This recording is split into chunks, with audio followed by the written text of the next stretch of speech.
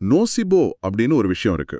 அதாவது ஒரு சாதாரண மாத்திரையை கொடுத்து இது ரொம்ப மோசமான பக்க விளைவுகளை ஏற்படுத்தும்னு சொன்னா அந்த பயத்திலேயே நிஜமாவே உடம்பு சரியில்லாம போயிடும்.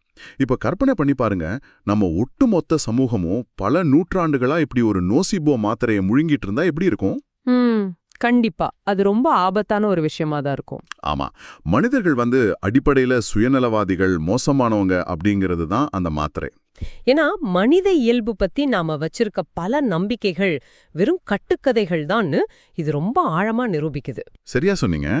1965ல டோங்கா நாட்டைச் சேர்ந்த ஒரு 6 சிறுவர்கள் நடுக்கடல்ல ஒரு புயல்ல சிக்கி அடா அப்படிங்கிற ஒரு ஆளில்லா தீவுல மாட்டிக்கிட்டாங்க. ஓ, அந்த லார்ட் ஆஃப் த ஃப்ளைஸ் கதை மாதிரி சொல்றீங்களா?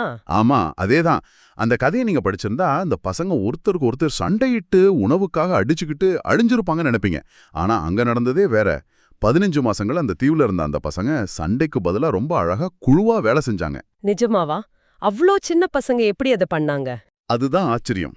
தோட்டம் போடுறது, சமைக்கிறது, காவலுக்கு நிக்கிறதுன்னு ஒரு முறையான அட்டவணையை உருவாக்குனாங்க. சண்டை வந்தா கூட அதை தவிர்க்க டைம் அவுட் முறையெல்லாம் வச்சிருந்தாங்க. ஒரு பையனுக்கு கால் உடைந்தப்போ குச்சிகளையும் இலைகளையும் வச்சு ரொம்ப சரியா கட்டு போட்டாங்க. 15 மாசமா அவங்க உருவாக்குன அந்த ஒற்றை நெருப்பு அணையாம பாதுகாத்து ரொம்ப ஆரோக்கியமா மீட்கப்பட்டாங்க. இது ரொம்பவே முக்கியமான ஒரு பதிவு.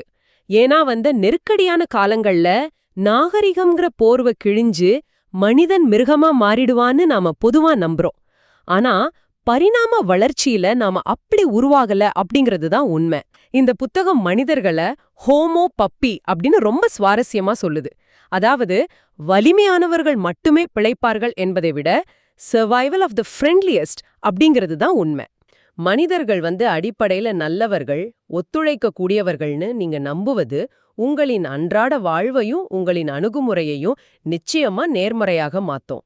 உங்களை சுத்தி இருக்கிறவங்க மேல நீங்க காட்டுற நம்பிக்கை அவங்கள இன்னும் சிறப்பா செயல்பட வைக்கும். ஆமா, நாம காட்ட வேண்டியது சந்தேகம் இல்ல, நம்பிக்கைதான். மனிதர்கள் மேல இருக்கிற முழுமையான நம்பிக்கையின் அடிப்படையில் மட்டுமே இயங்கினால் இந்த உலகம் எப்படி மாறும்? ஒரு நிமிஷம் கற்பனை செஞ்சு பாருங்க. ரொம்ப அழகான ஒரு கற்பனை அது. அந்த நோசிபோ மாத்திரையை நாம தூக்கி எறிய வேண்டிய நேரம் இது. மனிதர் இயல்புகளை பற்றிய இந்த சுவாரஸ்யமான புத்தகத்தின் கருத்துக்கள் உங்களை கண்டிப்பா சிந்திக்க வச்சிருக்கும்னு நம்புறேன். ரட்கர் பிரக்மன் எழுதிய இந்த ஹியூமன் கைண்ட் புத்தகம் குறித்து மேலும் பல ஆழமான தகவல்களை அறிந்து கொள்ளவும் இது பற்றிய விரிவான விவாதத்தை கேட்கவும் விரும்புகிறீர்களா? ஆமா, நீங்க முழுமையா தெரிஞ்சுக்கணும்னு நினைச்சா அதுக்கு ஒரு சுலபமான வழி இருக்கு. கண்டிப்பா.